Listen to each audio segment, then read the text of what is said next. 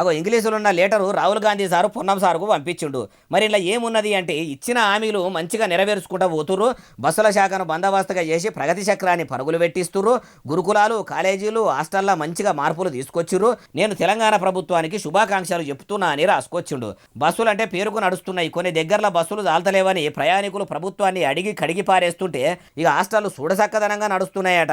ఏ తాసిలి గడియల ప్రజాపాలన అనుకుంటా కాంగ్రెస్ సర్కారు కొలువు తీరిందో కానీ అప్పటి సంది ఇప్పటిదాకా ఏ సర్కారు హాస్టల్లా బడిలా చూసినా గానీ బువ్వ సక్కగా పెట్టక ఫుడ్ పాయిజన్ కేసులు, బడి పిల్లలకు గోసలు, ఆయాపాయ ఉన్నోళ్లను ఆసుపత్రులకు వేసుకపోతే మార్పు తీసుకొస్తామన్న షై సర్కారుల పాపాన ఏం తక్కువ 50 మంది పిల్లల పానాలు అన్యాలంగా పోయినాయట.